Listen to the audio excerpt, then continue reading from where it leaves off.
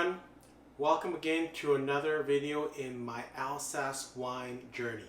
Today I'm really excited to bring you a red wine from Alsace, and so it's a Pinot Noir from Hugel. It's 2016. Very excited to find this.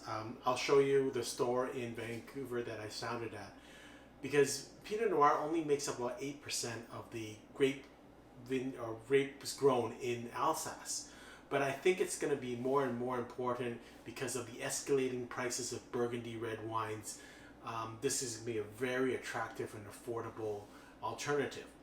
So a little bit about the winery. So Hugel is a very old winery. It was established in 1639 by Hans Ulrich Hugel. The current winemakers are the 12th and 13th generation of the winemakers. The 12th generation, I think, is Marc, his name is, and then the 13th generation is his nephew Marc Andre. And these 12th generation's winemaker's son, Jean-Philippe, is also actively involved. I think he's the marketing director. The winery is based in a region called Requewihr. I hope I'm pronouncing this correctly. And it owns about 30 hectares of land by itself, and has under contract another 110 acres of land. Average age of the vines is about 35 years, and that's kind of important because obviously if you have the more that you have vines, the older the vines, the more the roots grow underneath, and the more layers of intricacies of soil and complexity of flavors that you get. So they're really a leading edge family. They like to think that every kind of generation they do something spectacular. 13th generation is just starting, so they haven't been known for anything. The 12th generation was known for they were the first ones to grow or establish Pinot Gris grapes in their vineyards. And the 11th generation was very instrumental in the Grand Cru classification for Alsace, and the uncle Jean Hugel, or Johnny Hugel, was very instrumental. A couple of interesting facts about the winery. It produces about 110,000 cases a year, quite a big production. About 90% of it is exported. It's also in the Guinness World Book of Records for using the oldest vat that still is used in existence. And so I think that comes, they have a name for it even. I'll put it in the comment section. I think it goes back to 1715. And they were also the first producers of, I'm going to probably kill this, but it's Vendage Tardive and Selection de Grand Noble, which are kind of late harvest. So they were the kind of the forefront people for this type of style of wine, which is essentially late harvest wines, which are really magnificent and of this region. So let's talk a little bit about the Grand Cru classification in Alsace. It's a little bit different than Grand Cru in Burgundy, and a little bit controversial. So in 1975, the powers that be decided to kind of have this decree about having Grand Cru vineyards in Alsace. And so Jean Hugel, or Johnny Hugel, was a leading kind of producer in the region, very well respected. So he went out and with a surveyor and plotted all the lands of Alsace by himself, and kind of decided on what he kind of presented what he thought was should be the Grand Cru classifications, which in his mind should be about 20, right? And there was other ones that he thought were quite good, which should be Premier Cru. Well, they didn't have this designation of Premier Cru. They just decided to go with this Grand Cru classification. And you know what happens when there's all this classification? There's always competition, and people argue, and then people have I guess politically there's always kind of people are friends and all types of things. Well, anyways, they ended up deciding that they had two tranches of this. I think it was in the later years, and I'll give you the actual years. It took them many years to kind of figure out which ones, but they had two tranches of Grand Crus, and they actually selected 50 Grand Crus and added another one, I think, in 2007. So there's 51 Grand Cru regions. So Jean Hugel thought this was like ridiculous, right? Because he said this is not, like, the whole idea about Grand Cru is that you're supposed to tell people what are the best plots of land, and correspondingly they'll probably, you know, people pay more for that. But if it doesn't mean anything and you're just gonna give it to, you know, every kind of people that are not worthy of it, then it's kind of ridiculous. So Hugel, along with a couple other producers, Trimbach and another called Leon Beyer, which I hope to eventually be able to try his wines, decided I'm not going to even try, I'm not even going to use this Grand Cru system. So if you look at Hugel wines, and I'll show a close-up of the bottle later on, also on Trimbach and Leon Beyer, they never even mention, even though their wineries, a lot of their vineyards are Grand Cru sites, they never mention it, because they say this is a totally ridiculous, bogus system in their mind. And it's not good for this consumer, because it kind of gives the consumer wrong feeling about a Grand Cru, because the consumer would think, well, Grand Cru got to be the best wines or the best sites.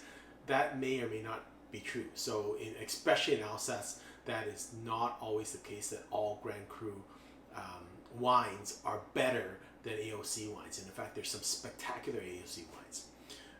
In fact, Hugel also makes their wine with, they don't have a Grand Cru, they never put Grand Cru on there, they put Jubilee. So a consumer would never know what Jubilee means, but in fact, it's like a Grand Cru wine. Okay, so this is the bottle. You'll see the label. It says Premier Hugel. It changed over, I think, in 2014. They used to be called Hugel et Veer, and they changed it to Premier Hugel. And then you'll see their signature logo is the three hills. Then you go down to their logo here, established 1639. It's actually HUV, Hans Ulrich Hugel, not HVH, which a lot of people think. Classique is their label, again, their entry-level label. So, and I've also just, in this, I've given you two glasses to do a comparison. These are both, so on the left is going to be the Hugel, and on the right is going to be another Burgundy wine. It's a Beaune Premier Cru from Champy. And if you want to see that video wine review, you can see that on my other channel, the Trophy Wine Hunter. But you can see the difference in color. It's the Alsace red Burgundy, or the Alsace red made from Pinot Noir grape is a little bit duller garnet than the one from Burgundy from the Beaune region. Okay, let's talk a little bit about this wine. Again, this is what they call their classic selection. So, and Hugel is a producer that kind of, you should know them well enough that you kind of know what they mean by this. So they have, the classic is their entry-level wines. So that means that the grapes that are used to produce this wine are not from their own vineyards. So again, they have other ones called Estate, the line which is half from their vineyards, half from not their vineyards. Their Jubilee series is basically equivalent to Grand Cru, and all grown from their own vineyards. So this is kind of entry level. I'll have the price below in the comment section, about $30. But if you think about it, you know, Burgundy wines now are way more expensive. I'm not sure if you can get a Burgundy wine, like you know, a decent Burgundy wine for $30. It's pretty tough. You'd probably be at AOC level. So it's a really interesting, affordable alternative that I think people should consider, especially now that with global warming, there's a lot warmer ripening and a lot better ripening in the Alsace region. That was one of the kind of complaints in the past, that they wouldn't get the ripeness for especially the Pinot Noir grapes, but they are getting it, and because they're having success, I think you're going to see more and more vineyards turn plots into Pinot Noir producing grapes. Their wines are all hand-picked. The soil is clay and limestone. They generally don't use oak. They do mature them. I think they ferment them for 4 months, and they store them or store them in vats for another 5 months. But those are really old vats. They buy old vats, or they have some of the oldest vats in the Alsace region. So there's, even though they might be wood, there's very little oak content. They're really more just to make the atmosphere sterile. They're not really gonna import any oak flavors or touches into them. And that's really, you'll see that along the lines with a lot of Alsace producers. They don't want to put too much oak into their wines. They want the grapes to express. And so this is a very clean expression. So 2016 was an excellent vintage for red wines in Alsace. So a couple of factors with global warming, as I said, it's really helped the Pinot Noir grape and the red wine producing grapes in Alsace get better quality. 2016 was, they did not have noble rot, so it's one of the few years in recent memories where they didn't. So that means they had a fairly mild temperature and a long ripening, very late harvest. So that allowed the grapes to ripen a lot, and that's one of the things that you want to find with Pinot Noir that you were worried about with Alsace. Okay, let's taste the wine. So on the smell, you'll get cherries, black cherries,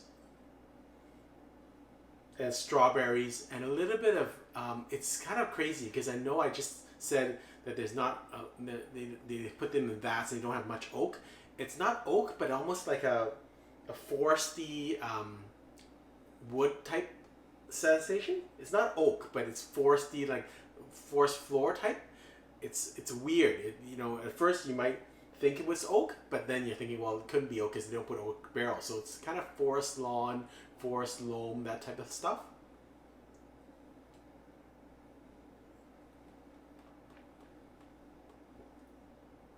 So on the flavor, again, strawberries, red cherries, raspberries. Acidity is good. Tannins are light to medium. Acidity is medium, I would say, not high. A very clean drinking wine, clear and crisp grape flavors, so that you don't get the oak influences. It's very clean fruit. That's I want to say sterile, but not in a bad manner. It's just really clean in terms of the flavors, and precise and clear. So it's almost like a naked Pinot Noir grape, like, you know, with nothing else, nothing added, no extras, nothing, right? So it's kind of interesting. It's simple, it's nice to drink, so it's quite an enjoyable wine.